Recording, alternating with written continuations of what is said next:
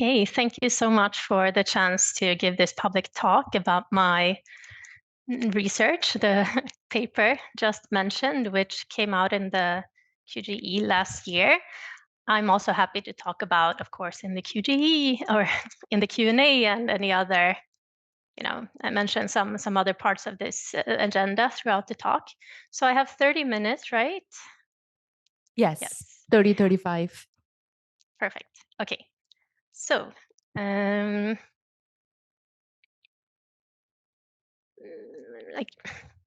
want to start by broadly just describing why economists are very interested in studying issues related to gender inequality in the labor market.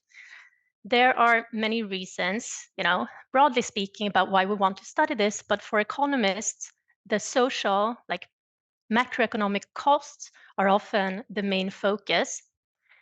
There is a huge economic inefficiency associated with not allowing people from fully developing their talents and skills in the labor market.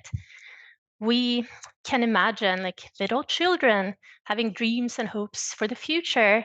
Maybe some want to start their own business, like some want to become engineers, some want to work with children in the kindergarten.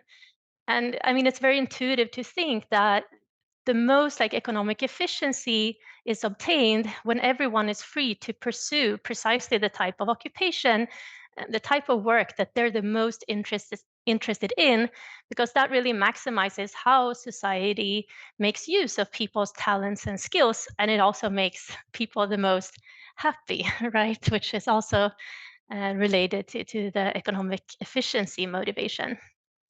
So this is not really what's going on, though. Instead, people are very constrained in these choices of what to do in the labor market. There are huge gender inequalities where, women often go into some types of occupations and workplaces, for example, the kindergartens I mentioned, and men go into others like business, entrepreneurship, engineering, etc.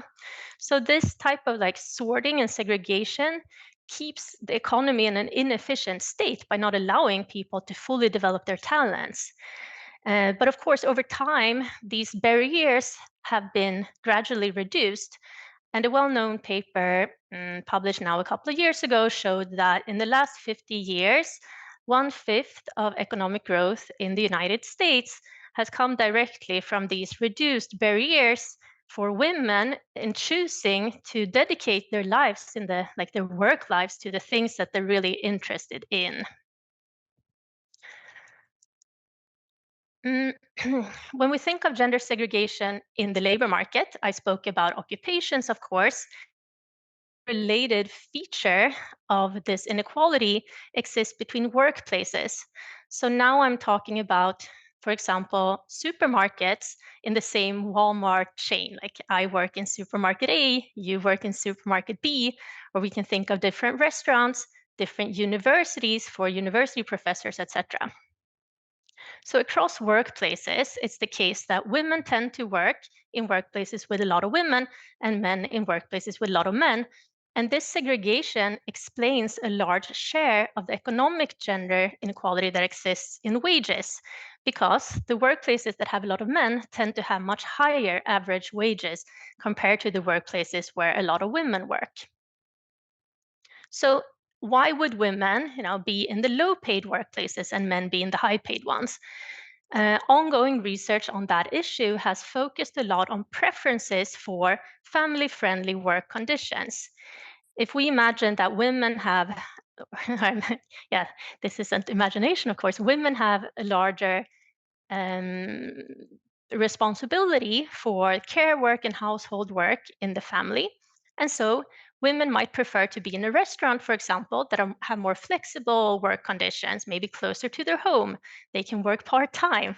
So it's possible to combine working in that restaurant with more family responsibilities, and men are in these like more demanding maybe restaurants. So this segregation between workplaces would exist by own choice. People's, men and women's preferences for work conditions and women's willingness to accept lower wages in exchange for work conditions that they have a greater preference for. So in this, this is really the state of the research, that the way people have thought a lot about this segregation and inequality. And we are not disputing that preferences for these work conditions are important or could matter a lot.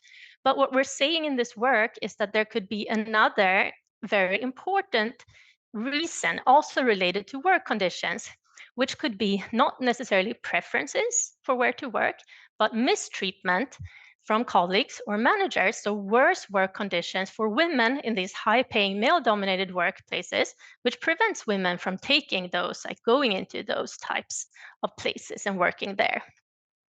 So of course, I'm talking here about sexual harassment.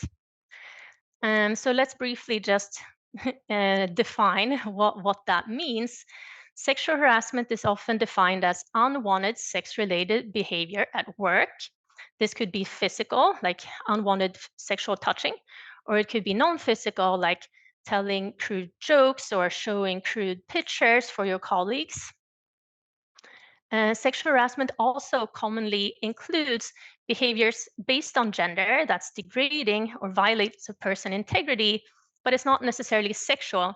So this often consists of comments on men and women's ability to perform a certain occupation. Like, for example, men who work in a kindergarten might face comments on that. And as an economics professor, I sometimes hear that women aren't really economics professors because women aren't as intelligent as men.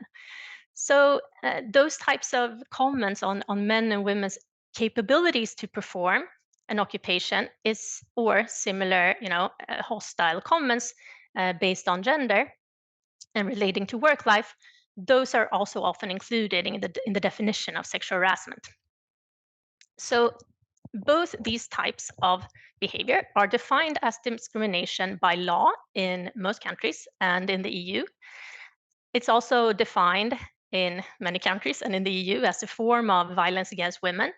And this is very common. Research shows that half of all women become victims of sexual harassment at some point in their work life, and about 20% of men become victims of sexual harassment. And for these targets, there are severe consequences shown in research for your individual health, productivity at work, etc. The purpose of this specific paper is to examine how sexual harassment might contribute to inequality in the labor market. And by gender inequality, I mean, of course, the pattern I talked about in the beginning, the sorting of men and women across workplaces and the wage gaps between those workplaces. So we can split this, broader research question into three specific sub-questions. First, we can study if the risk of sexual harassment varies systematically with the gender composition, the share of men in the workplace, and the wage level of the workplace. And then conditional on seeing a pattern where women are harassed more in male-dominated, high-paying firms and men in low-paying, women-dominated firms, we can look at two mechanisms through which that pattern might create this sorting, this gender inequality. One might be that the harassment pattern, like it's kind of concentration against these gender minorities, reduces the attractiveness to become a gender minority in the workplace to begin with. So women don't want to work in these high-paying male-dominated firms and vice versa for men. And the second way that this could happen is that people do enter into those statuses, like a woman might enter into a high-paid like engineering firm, but when she encounters this harassment, she might be more likely to then switch back, like switch out of that workplace.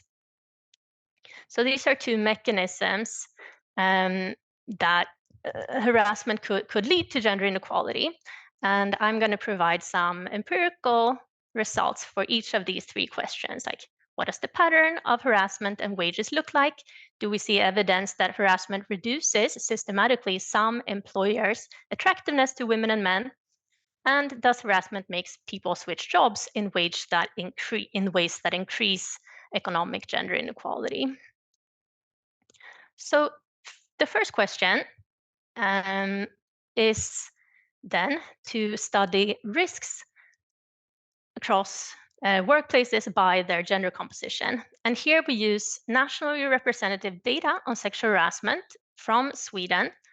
Both women and men answer these surveys. We have 40,000 respondents in total. For each survey respondent, we can find their workplace in the national, like Sweden's administrative labor market data for the whole labor market, and we can calculate the share of men. So if Johanna works in a specific restaurant, we can find the proportion of men in that restaurant. So for every respondent, we know perfectly the proportion of men in their workplace. And we can plot the share of self-reported sexual harassment in the last 12 months from colleagues and managers, depending on the share of men in these 40,000 people's workplaces. And this figure shows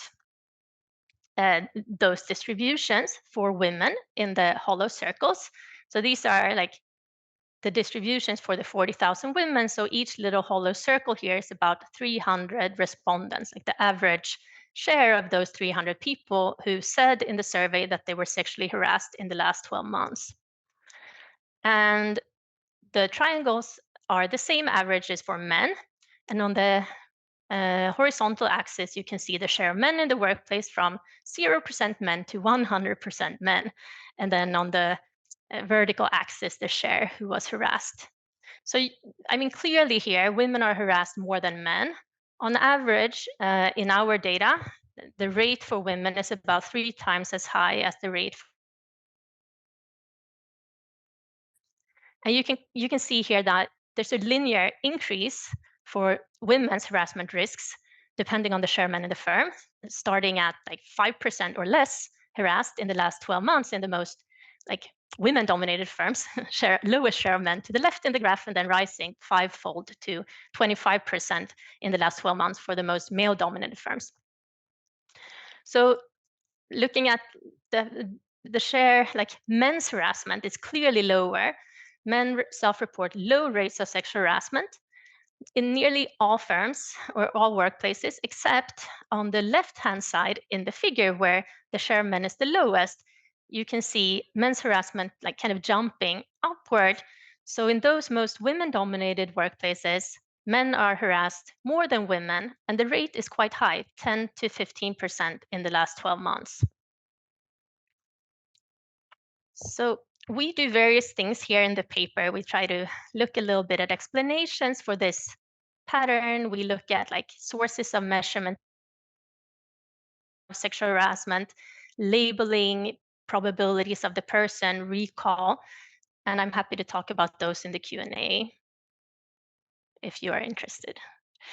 But I think the average pattern, like overall pattern should be clear here. Women are harassed definitely more than men in the most male-dominated firms, and men are harassed more than women in the most women-dominated firms. Next, we look at like not only harassment by the share of men in the workplace, but also by the wage level. Is it the case that these workplaces that have a lot of men and a lot of sexual harassment for women, are those the highest paid workplaces in the labor market?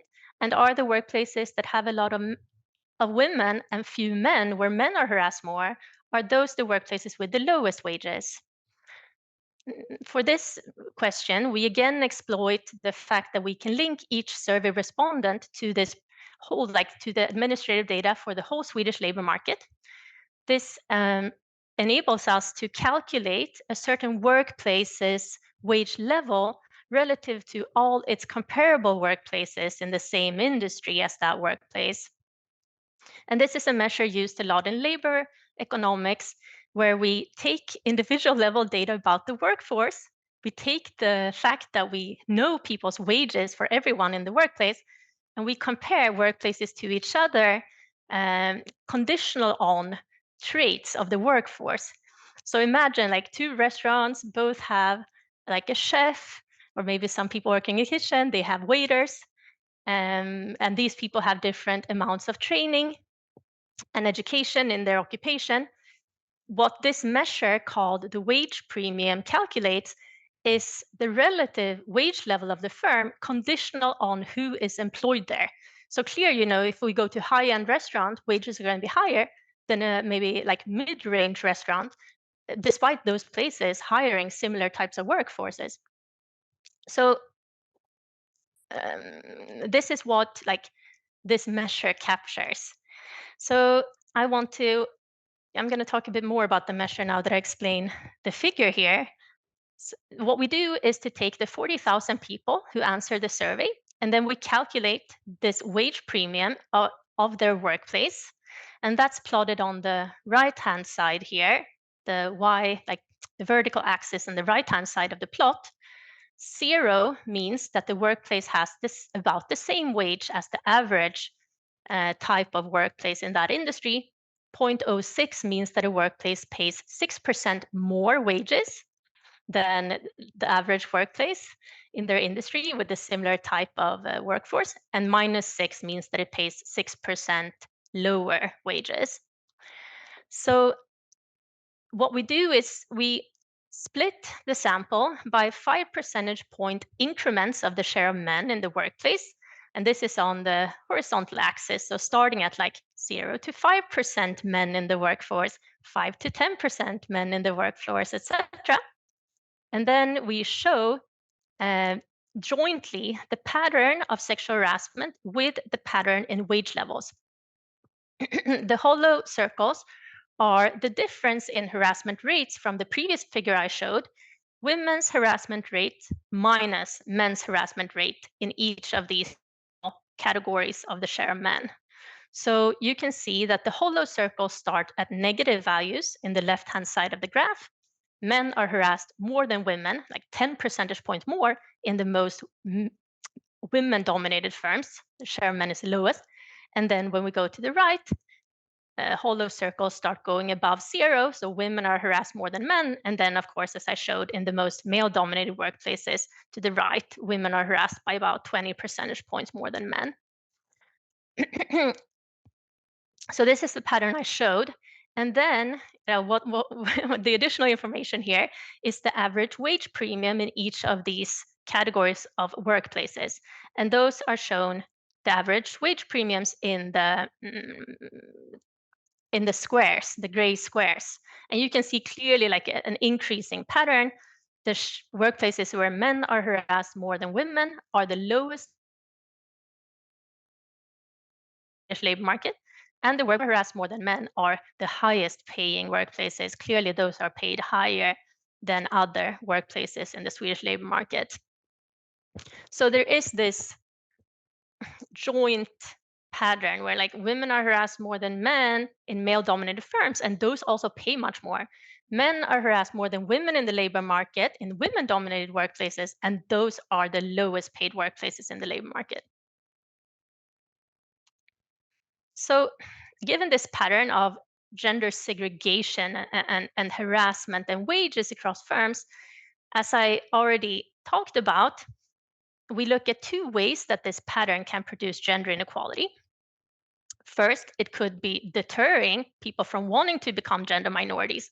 Like women don't want to go into those high-paying male-dominated firms, and men don't want to go into those low-paying women-dominated firms when people are looking for jobs or thinking about where they want to work in the future. The second mechanism could be that people do enter as those gender minorities in those workplaces, but then they realize, this isn't what I was looking for, I'm being mistreated, and they switch out. And they systematically switch out like in ways that increase segregation and the wage gap. So to look at the first out of these 2 questions, we run a survey experiment to study how job seekers evaluate information about sexual harassment. And we have 4,000 employed respondents in this experiment. They are told in the survey experiment to imagine that they're looking for a job and they have 2 job offers. They're given a table with 2 columns that each contain some traits of these jobs. So column A, blah, blah, blah. Column B, this job is blah, blah, blah. And then they're asked to click a little box below the table, like which of job A and job B would you be most likely to accept? So this is a standard, well, yeah, this is more or less a standard method to measure how people evaluate, like people's preferences for different types of work conditions. And it's been used previously to measure other work conditions, but not sexual harassment. So what we do here is we essentially take the template from previous work where people have included like the wage, the opportunities for skill development, your schedule flexibility, and then we add a little trait, fourth trait called the work environment. And in this trait, we include brief vignettes about sexual harassment. So the vignette says, for example, a man inappropriately touched a woman in this workplace, or you heard that a man inappropriately touched a woman in this workplace. And I'm happy to talk more about like the details of how we randomized that information. We did that in quite like, we spent a lot of time in that design. So the idea here is that you randomly assign job seekers, like people think about themselves as a job seeker. Like imagine that you're a job seeker. Do you want this job or this job? Then we randomly assign these different job offers to contain different wages and other different work conditions. In addition, we randomly assign this harassment vignette to some jobs. And then we study how people's choices between job A and job B switch when we add the sexual harassment information. And we benchmark that against how people's job choices switch when we randomize the wage.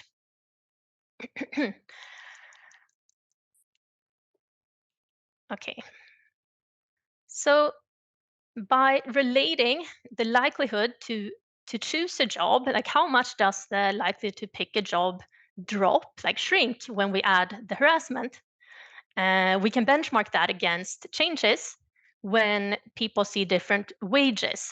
So that creates a measurement called the willingness to pay, which essentially measures your likelihood to pick a specific job that has sexual harassment in terms of its like in terms of a wage equivalent that causes the same switching behavior between job A and job B. So in our case, this willingness to pay amounts to 10% lower wage. Like if a job is randomized to contain information about sexual harassment, this is people's likelihood to want to pick that job by the same margin as if that job would have had a 10% lower wage. So clearly, like people don't want, like neither men nor women here want to work in a workplace where sexual harassment existed. But of course, like what we are interested in is this systematic pattern where like women don't want to be in the workplaces where women are being harassed and men don't want to be in workplaces where men are harassed. If everybody had the same willingness to pay regardless of the gender of the victim, we wouldn't see like systematically women being less likely than men to want to go into these like high harassment contexts for women and vice versa. Like nobody would want to go there and nobody would want to like be in the most women dominated firms either. So what we do here is we ask the people in the survey, what is the gender composition of your regular workplace, like where you work normally? And then we show people who work in male dominated firms, we show them male perpetrators and female victims in this description of the fictional jobs. And for people in women dominated workplaces, we show male victims and female perpetrators. So we show them the gender of the victim and the perpetrator that corresponds to the reality, like the most common victim in their specific, like depending on their own gender composition of their workplace. And this lets us split the analysis by people who see a victim of the same gender as themselves to people who see a victim of the harassment in the fictional workplace of the opposite gender as themselves. And this reveals a very large difference where people are like 3 times less likely to want to work in a workplace where someone of the same sex as themselves has been harassed compared to if the victim was of the opposite sex. And this really like applies to both women and men in the experiment. Women are pretty okay with working in a workplace where men are being harassed, but men really don't want to be there. Meanwhile, men are more or less okay in taking a job in a workplace where they see that women are being harassed, and women really don't want to be in a workplace where women are being harassed. Maybe natural, but still, I think a very important part of understanding how sexual harassment creates this segregation, by deterring one gender, systematically from the high harassment context of that gender, while the other gender is more or less okay with that work condition, because it happens, the victims are someone else than themselves. Finally, then, we look at job switches as a mechanism.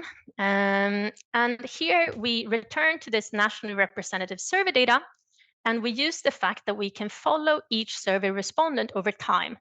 So if I was asked about sexual harassment in the survey in a certain year, we can follow me, what happened the year thereafter, 2 years after, 3 years after. Did I change my workplace? And if I did, where did I go? So in each year, we estimate, we do statistical analysis where we estimate the difference in the proportion of people who leave their workplace where they took the survey, dependent on whether or not they said they were sexually harassed or not. So what I'm going to show now is these differences between harassed and non-harassed people in the survey in the probability to have left, to not work in the workplace where they took the survey. And what you see on the on the horizontal axis is the years since the survey. So 0 means that this is the year when they took the survey. 1 is the year after they took the survey, 2 years after, 3 years after, etc.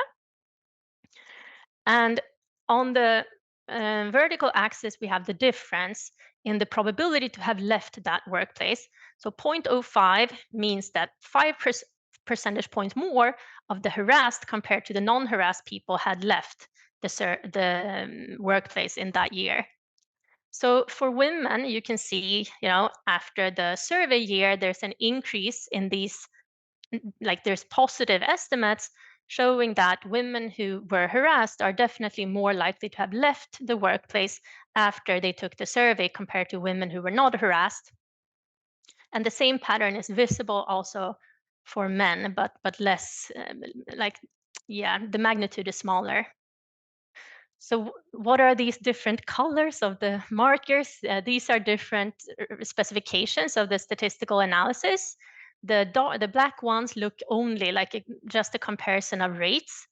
In the middle gray ones, medium gray, those are holding constant features of the person, their demographics, like their social class, their origin, like their birth origin, country, their citizenship, their age, which is very important. And then the triangles, we also hold constant the share of men in the firm where they took the survey. So this isn't just, some people being you're more likely to leave a workplace with more men if you reported harassment. No, conditional on the share of men, people are more likely to leave if they suffered harassment compared to if they did not. Where did these harassed people go? Here, we kind of complete this analysis by comparing the workplace that people left with the new workplace that people entered. And we compare them on these metrics that we have, the share of men in the workplace and the wage premium that I discussed before. And this analysis makes it clear that women who switch after harassment are more likely to go to a new workplace with a lower wage premium and more female colleagues. So this mechanism, I think, clearly exists here, where women become gender minorities, then they are harassed and they switch out of being gender minorities.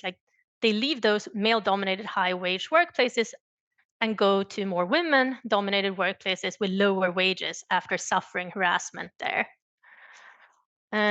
For men, we don't see a systematic pattern of leaving. Like we see a systematic pattern of leaving, as I just showed, smaller coefficient, but we don't see that these men go to workplaces with more men or higher wages. Of course, that's going to be difficult because men are being harassed in the lowest paid workplaces in the Swedish labor market. So it's not really easy to like trade up. Even if you want to go to workplaces with a higher wage, that's going to be much more difficult than for women to kind of trade down in the wage distribution.